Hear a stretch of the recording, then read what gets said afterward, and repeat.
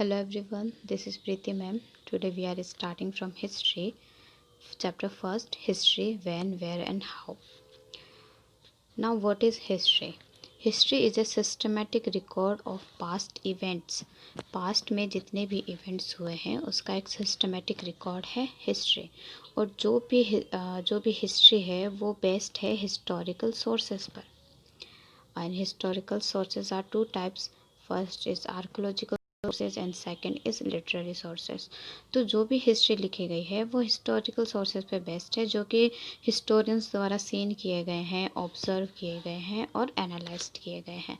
So history is based on historical sources which are seen, observed and analyzed by the historians. Now, Herodotus is regarded as the father of history. Herodotus को father of history कहा जाता है because he was the first person जिन्होंने past events को systematic तरीके से लिखना start किया था. He was a Greek historian and geographer. Historians ने इंडियन हिस्ट्री को 3 टाइम पीरियड में डिवाइड किया है. First is ancient history, second is medieval history and third is modern history. हमने क्लास 6th में एंशियंट हिस्ट्री के बारे में पढ़ा था और आप क्लास 7th में मिडिवल हिस्ट्री के बारे में पढ़ेंगे और मॉडर्न हिस्ट्री के बारे में आप क्लास 8th में पढ़ेंगे.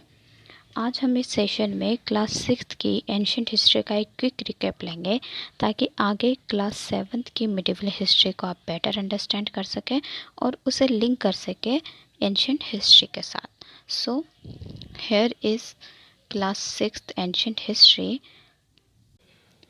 क्लास 6th में हमने प्री हिस्टोरिक पीरियड से स्टार्ट किया था जिसका कोई रिटर्न रिकॉर्ड नहीं है. And man was basically A nomadic food gatherer and Hunter. और हमने स्टोन एज को 3 पार्ट में डिवाइड किया था, पैलियोलिथिक एज, मेसोलिथिक एज और न्यूलिथिक एज. पैलियोलिथिक वो एज था जहाँ पे अर्ली मैन ने फायर की डिस्कवरी की थी और मेसोलिथिक पीरियड में के एंड तक होते होते उसने कल्टीवेशन करना स्टार्ट कर दिया था. और न्यूलिथिक एज में उसने एक सेटल लाइफ जीना स्टार्ट कर दिया था, डोमेस्टिकेशन करना स्टार्ट कर दिया था और उसने व्हील का इन्वेंशन किया था. और धीरे धीरे जो अर्ली मैन है वो सिविलाइज्ड होना स्टार्ट हो गया था. और उसके बाद हमने इंडिया की फर्स्ट सिविलाइजेशन पढ़ी थी, इंडस वैली सिविलाइजेशन. और ये जो इंडस वैली सिविलाइजेशन है इंडस रिवर के किनारे डेवलप हुई थी, इस वजह से इसे इंडस वैली सिविलाइजेशन कहते हैं. और हमने यहाँ पे 2 मेन सिटीज़ के बारे में पढ़ा था, हड़प्पा एंड मोहनजोदारो, जो कि अपने टाउन प्लानिंग के लिए फेमस थी. और यहाँ के जो पीपल थे वो वर्शिप करते थे नेचुरल फोर्सेस को. और बाद में जाकर जो इंडस वैली सिविलाइजेशन डिक्लाइन हो जाती है और इसके बहुत सारे रीजंस थे. इनमें से एक रीज़न था कि उन पर आर्यंस ने अटैक किया था. आर्यंस सेंट्रल एशिया से आए थे और उन्होंने यहाँ आकर अपनी खुद की सिविलाइजेशन स्टार्ट करी और एक न्यू एज स्टार्ट हुआ, वैदिक एज. एपिक एज वैदिक एज के बाद वाले पीरियड को कहा जाता है. तो यहाँ से वैदिक एज स्टार्ट हुआ और वैदिक एज को भी हमने 2 पीरियड में डिवाइड किया था, अर्ली वैदिक एज और लेटर वैदिक एज. और वैदिक एज वो पीरियड था जहाँ पर वेदास को लिखा गया.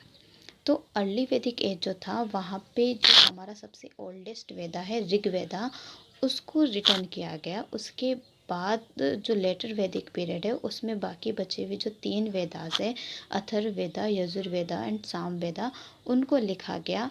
और साथ ही में 2 एपिक जो है हमारे महाभारता और रामायणा, उसको भी लेटर वैदिक एज में लिखा गया. और इसी वजह से जो लेटर वैदिक एज है उसको एपिक एज भी कहा जाता है. और सोसाइटी जो थी 4 वर्णास में डिवाइडेड थी, ब्राह्मण, क्षत्रिय, शूद्र एंड वैश्य.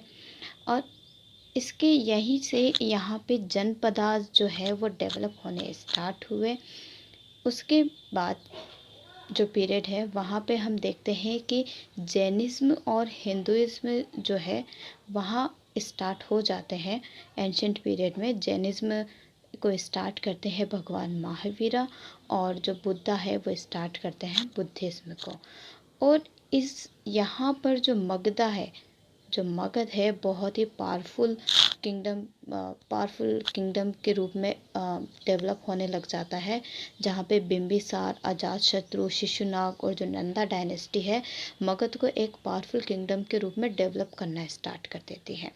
फिर यही जो मगध है वो एक बहुत बड़ा एम्पायर बनता है, इंडिया का फर्स्ट एम्पायर बनता है। और यहाँ पे चंद्रगुप्त मौर्य अपनी न्यू डायनेस्टी स्टार्ट करते हैं, मौर्य डायनेस्टी। और चंद्रगुप्त मौर्य पूरे नॉर्थ इंडिया पे कंट्रोल करना स्टार्ट कर देते हैं और इसके बाद जो बिंदुसार आते हैं वो आगे इसको एक्सटेंड करते जाते हैं। एंड यहाँ पे इंडिया के बहुत बड़े रूलर अशोका का भी मेंशन किया जाता है। अशोका जिन्होंने कलिंग वॉर लड़ा था और उसके बाद उन्होंने बुद्धिज्म को अडॉप्ट कर लिया था। फिर मौर्य एज जो है, अशोका के बाद जो भी रूलर्स आते हैं वो बहुत वीक रूलर्स आते हैं और इसकी वजह से जो मौर्य डायनेस्टी है वो डिक्लाइन होने स्टार्ट हो जाती है।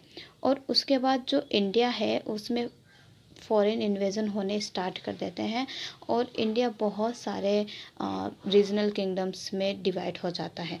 तो यहाँ पे इन्वेजन होने स्टार्ट हो जाते हैं, invasion of Bactrians, Indo Greek, Parthians, Shakas and Kushans. ये सारे लोग सेंट्रल एशिया से आते हैं और हमारे यहाँ पे रूल करना स्टार्ट कर देते हैं। और ये वो पीरियड था जहाँ पे गोल्ड कॉइन इश्यू होते हैं और शक एरा स्टार्ट किया जाता है कनिष्का के द्वारा, जो कि कुषाण डायनेस्टी से बिलोंग करता था। और ये सारी पोस्ट मौर्यन डायनेस्टीज हैं। और and after Maurya dynasty south India में भी 3 अलग अलग डायनेस्टी अपना रूल करना स्टार्ट कर देती है, चोलास, चेरास एंड पांड्यास। और ये वो पीरियड था जहाँ पे अजंता और एलोरा केव टेम्पल्स का कंस्ट्रक्शन हुआ था, संगम लिटरेचर का कॉम्पोजिशन हुआ था और क्रिश्चियनिटी का इंडिया में अराइवल हुआ था। इसके बाद इंडिया में एक न्यू डायनेस्टी आती है, गुप्ता डायनेस्टी, जिसे इंडियन हिस्ट्री का गोल्डन एज कहा जाता है, क्योंकि ये वो पीरियड था जहाँ पे इंडिया को बहुत सारी अचीवमेंट मिली थी आर्ट्स के फील्ड में, आर्किटेक्चर के फील्ड में, साइंस, रिलीजन, फिलोसफी। और ये वो पीरियड था जहाँ पे कालिदास जैसे ग्रेट पोइट रहा करते थे और आर्यभट्ट जैसे ग्रेट मैथमेटिशियन जिन्होंने जीरो का इन्वेंट किया था। नालंदा यूनिवर्सिटी भी इसी समय पर इस्टेब्लिश की गई थी। और जो गुप्ता डायनेस्टी थी उसको फाउंड करने वाले थे श्री गुप्ता। और ये जो चंद्रगुप्त फर्स्ट के बारे में यहाँ लिखा हुआ है वो गुप्ता डायनेस्टी के फर्स्ट इम्पोर्टेंट रूलर थे जिन्होंने टाइटल लिया था महाधिराज का। और उसके बाद जो समुद्रगुप्ता थे उन्होंने अपना किंगडम एक्सटेंड किया।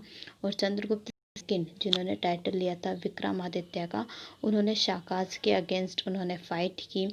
और शाकुंतलम एंड कामसूत्रा ये इसी डायनेस्टी के पीरियड में लिखे गए। और आर्यभट्ट ने अचीव्ड किया फीस्ट इन एस्ट्रोनॉमी के फील्ड में उन्होंने बहुत अचीवमेंट प्राप्त की। और भक्ति कल्ट भी इसी समय इमर्ज हुआ। But after Gupta dynasty again India जो है बहुत सारे रीजनल किंगडम्स में डिवाइड हो गया, क्योंकि जो गुप्ता डायनेस्टी है उसका डिक्लाइन हो गया था। और यहाँ पे जो साउथ के जो किंगडम है वो पावरफुल बनकर उभरे और साउथ में चालुक्यास, पल्लवास एंड पांड्यास जो है फ्लरिश होने लगे। और यहाँ पे एक और जो रिलीजन है पारसी रिलीजन जो है यहाँ पर स्टार्ट हुआ।